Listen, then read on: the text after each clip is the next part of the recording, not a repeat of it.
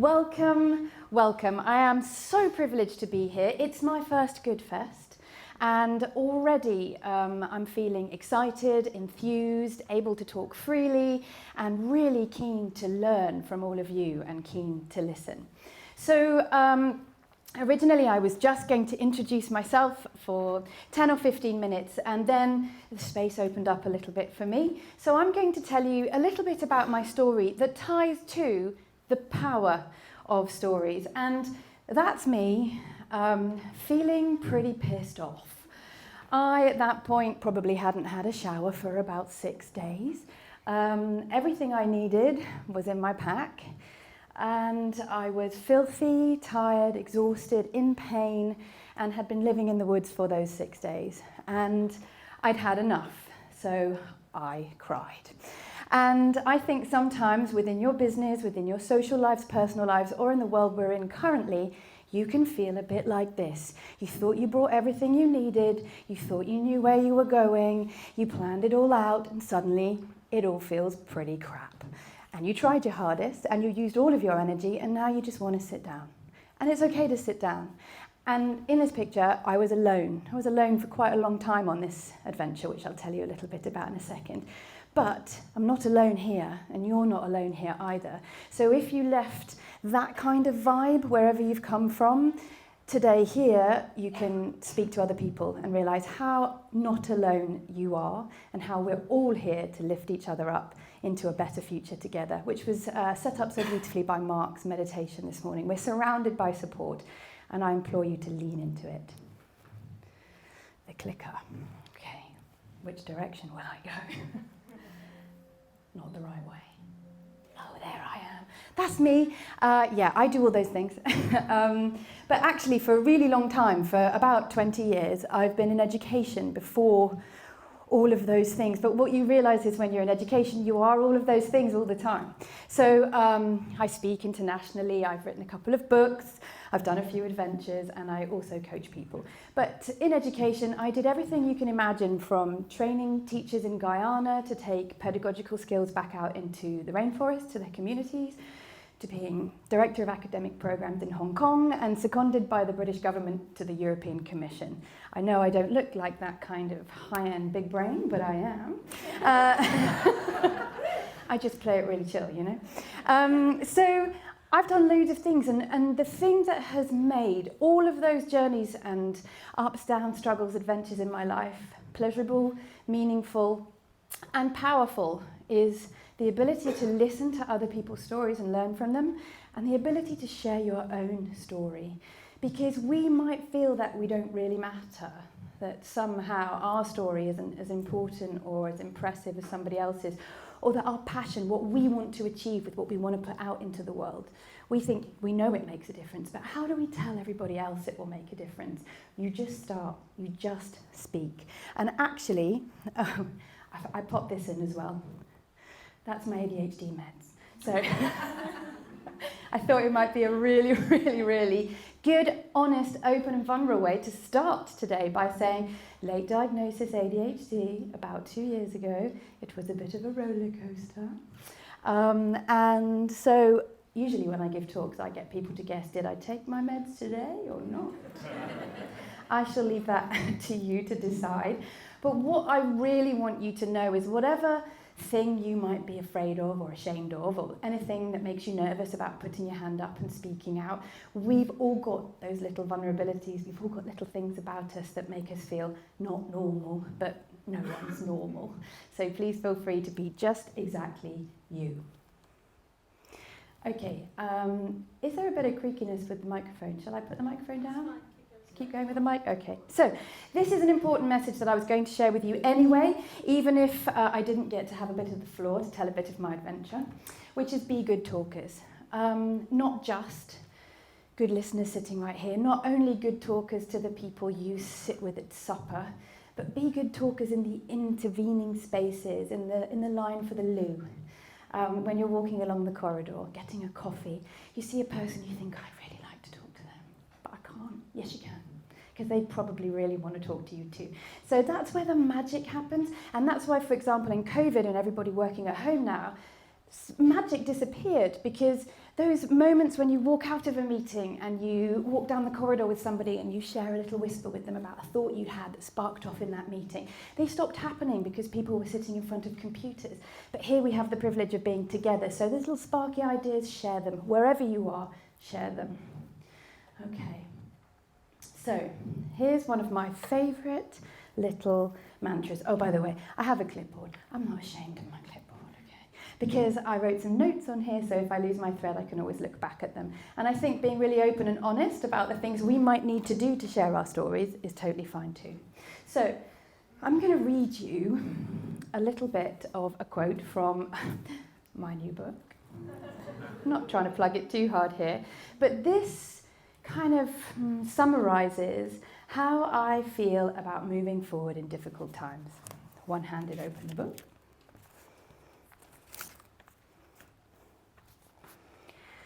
So this is a quote from an article from Deepak Chopra, who wrote about his time with some monks. After a few days, a monk asked Chopra how he was doing. "Walking barefoot is painful on these rocky roads," said Chopra. The monk replied, "When you walk, the foot on the ground feels pain. The foot in the air feels fine. Focus on that foot."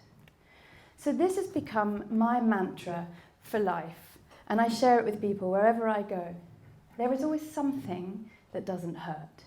There is always something that worked and that feels good. We can spend a lot of time learning from, grinding through the foot that's on the ground, the foot that hurts. And that's very instructive and gorgeous, but you can become exhausted by only focusing on the foot that hurts. There is always a foot in the air to switch your attention to. I've just come back from a charity hike with Copperfield, assisting 112 women hiking in the Alps around Mont Blanc for 5 days. And there are women who took their mastectomy scars out and shared them on the mountaintops. There are women who are hiking for their toddlers, and they were diagnosed stage 4 straight through pregnancy into stage 4 and won't see their son grow up. Women of all stripes and ilks came on that trek and found it really difficult physically, emotionally. It was confronting for all of them. And I watched them focus on the foot in the air. They cried, they struggled up those mountains for their children, to make their fathers proud, mothers proud, husbands proud, to make themselves proud. So I think this works for all of us, with our struggling businesses, with our fears for the future.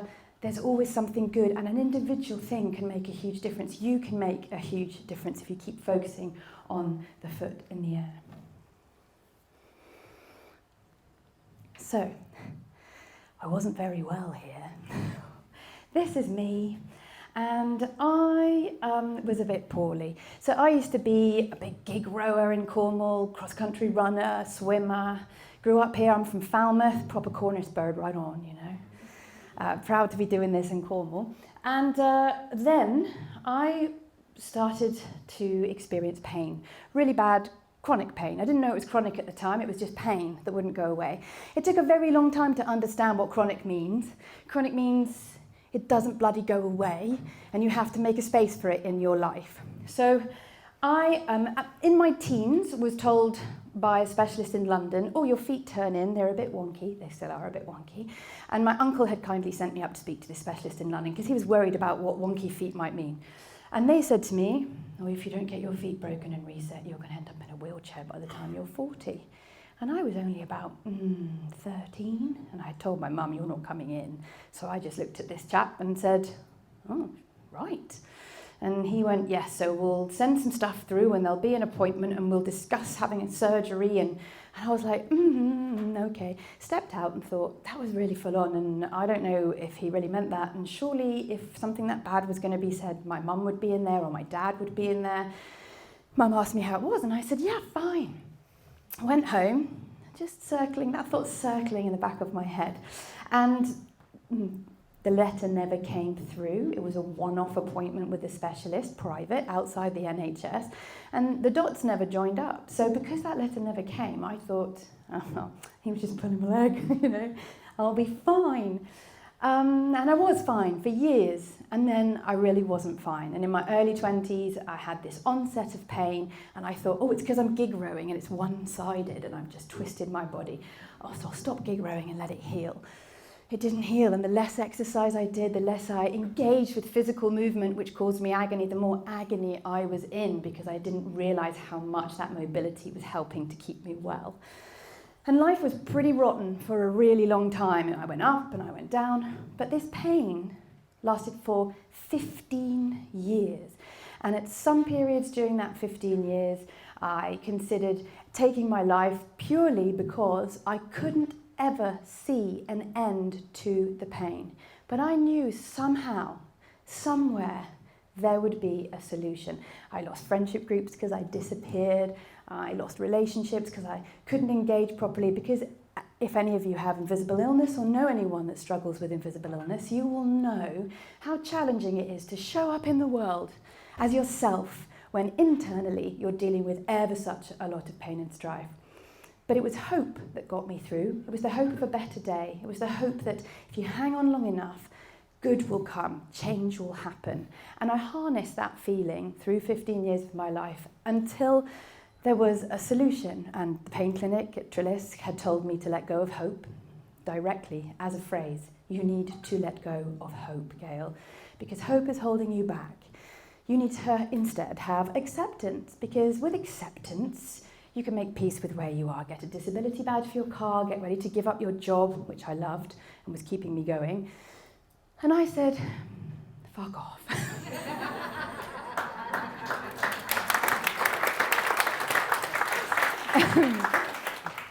Very well brought up, it was, but fuck off, because you can have acceptance and hope together.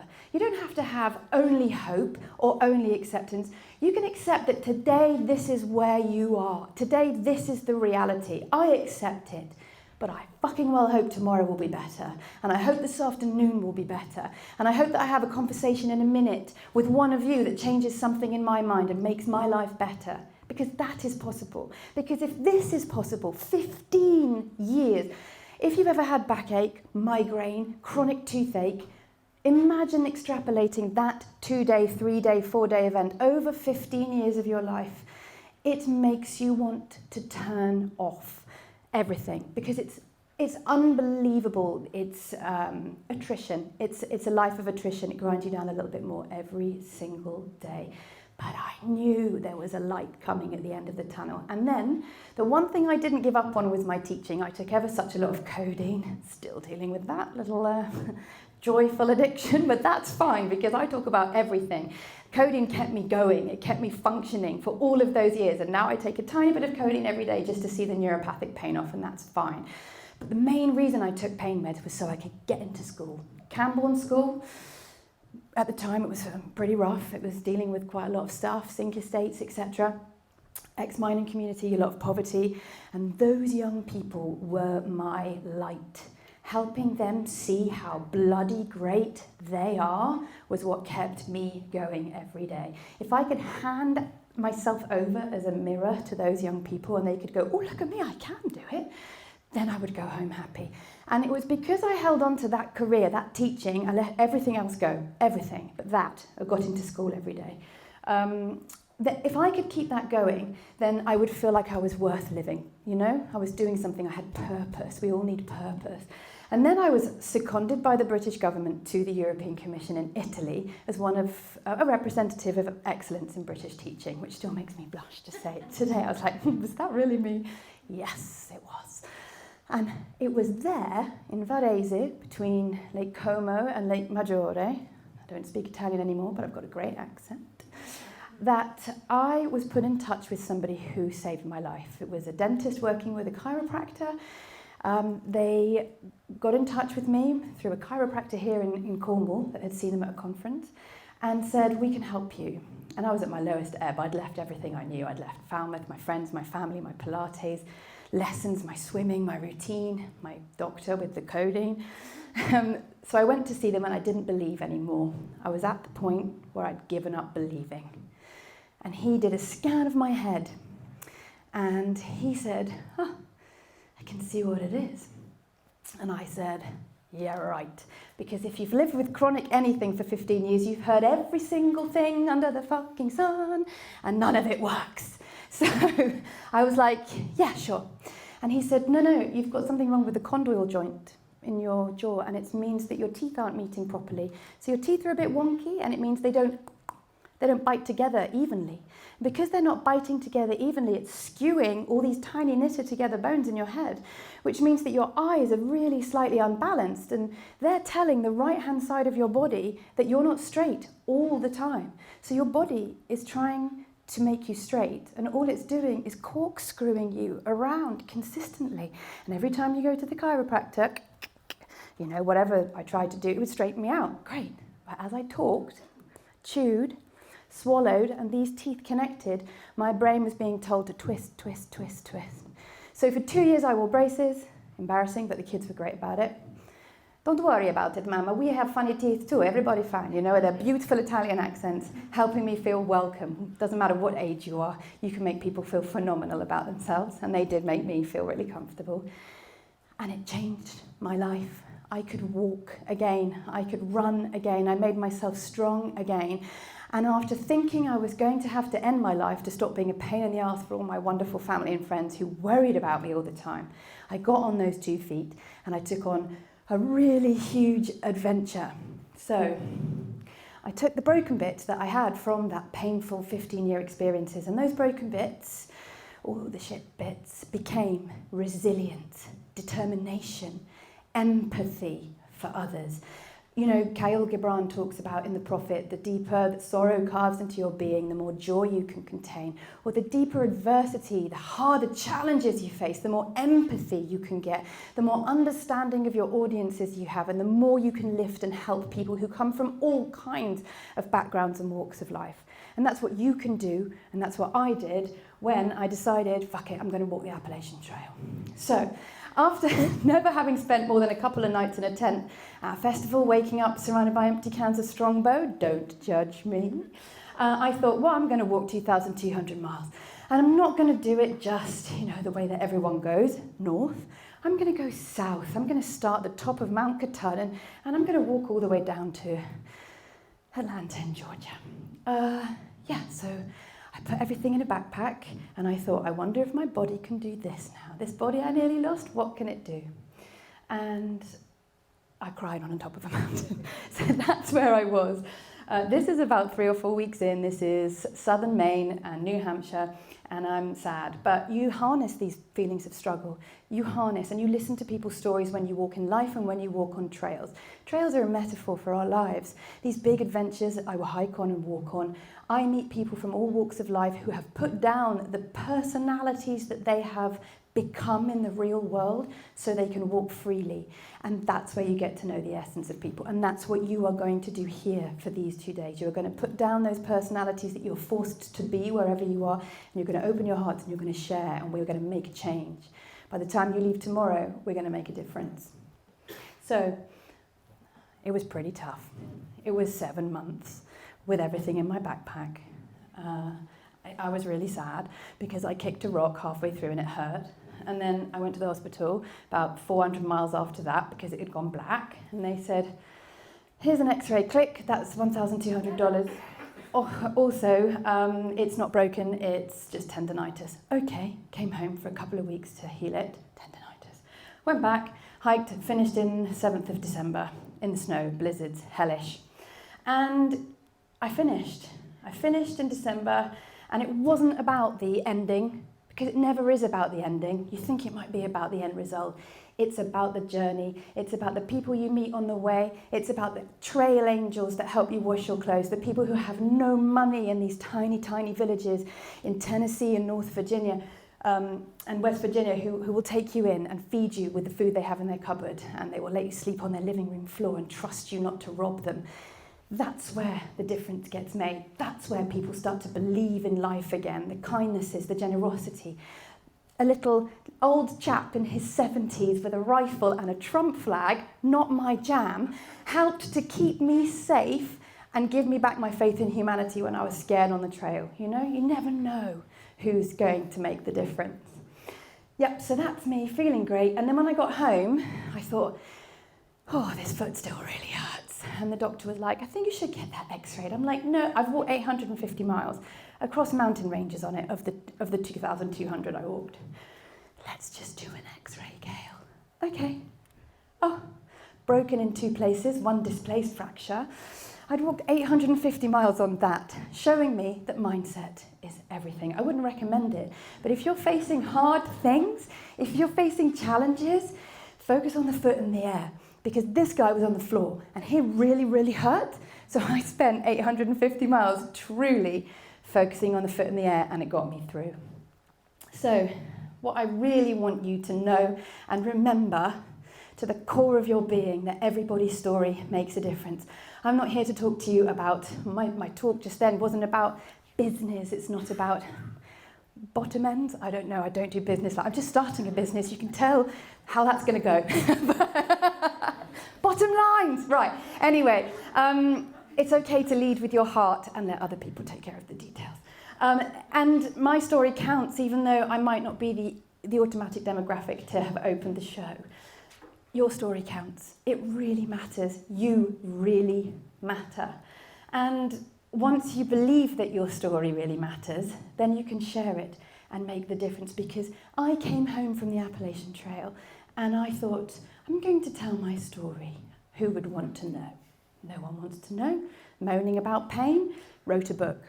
No one wants this book. 2 agents wanted it straight away. No one will want to publish it. 2 publishers wanted to publish it straight away. And I was like, okay. So I started talking about it on my socials, online, in talks, and people cared. It made people feel seen. So those things I thought no one would relate to, everybody relates to, because we're all just humans, whoever we are and wherever we've come from. So I now run retreats, mostly for women, soon to be for men, about resilience, about courage, about bringing this inner self into the outside and feeling confident about who you are and what you want to achieve. I run writing retreats to help people use their creativity, to use their bodies to move, to wild swim, to hike in the woods, and then take that embodied feeling of themselves back to the page, to get their words out, because we all have words, we all have creativity, and we all have a message. And you're going to hear from some phenomenal people today and tomorrow who are up here to share their message. And I do courses and other stuff, loads of things. And when you share your message, when you encourage other people to share their message, change happens. And I read many years ago an incredible article by Jeanette Winterson. I think it might have been, I don't even remember which newspaper it was in. And it was all about the power of the dark. And that actually, when in the past we used to sit around fires together, or we used to sit in our houses with only tallow light or candle light, we shared with each other more freely. Just like when you walk with someone, you share, because you don't stare at somebody under a flickering light bulb and go, how was your day? Are you all right? Because it makes you go, oh, Christ, doesn't it? Actually, in the dark, in the firelight, in the embers of sitting around together, people open their hearts a little bit more. They share freely who they really are, what they really want, and how they can help. So here, we're going to make a wave of change happen, and that happens by you being honest and vulnerable. And thank you. So this is my last slide, but I started writing and I started sharing my story a little bit more. And my goodness, it's had such a wave, such a ripple effect. Sometimes I get really moved and emotional about the change I make, the emails I get, the letters I get. I've just hosted 20 women this past weekend when I got back from the Alps, ADHD. Never stop. On a retreat down near Mainporth Beach. These women came, nobody knew each other. They left 2 days later, like you're going to leave 2 days later, in tears, feeling found, feeling connected, part of something brave and bold. And already there's a wave of people sending me messages. I'm going to do this. I've done that. I've met this person. We're going to do this together up near Manchester, where we both didn't know we existed. So these ripples become huge waves. And I also started a blog. I'm on day 63, 90 days to unfuck my life. That's on Substack if you want to join me. It's okay at any stage and at any age and at any position in your life to say, this is a bit fucked up, I want to unfuck it. We don't have to pretend we understand everything. We don't have to pretend, I got to this age or this decade, so I've got to look like I know what I'm doing now. because everyone back there will think, oh, she's a mess. And everyone up there will think, she had such potential. Actually, fuck them all. Just, sorry for all the effing, Laura. I did ask permission first. So unflip your life. I encourage you to do that right here. Just on it. Whatever it is that you're worried about, just turn it on its head. And Unlost was my memoir about the pain journey in the Appalachian Trail and Do Hope, which is why you should never give up. It's out on Tuesday. Pre-order it, please. But actually, if anybody wants to come to the book launch in Falmouth, if you're in the area on Tuesday, you'd be more than welcome. Your story, not just my story, is worth telling, and I'm going to try and hear all of them as I meet you individually over the next 2 days. But I hope that's been a rambunctious opening to what will be a phenomenal couple of days to you, thanks to the team and everything they've put together. Thank you for listening, and have a phenomenal Good Fest.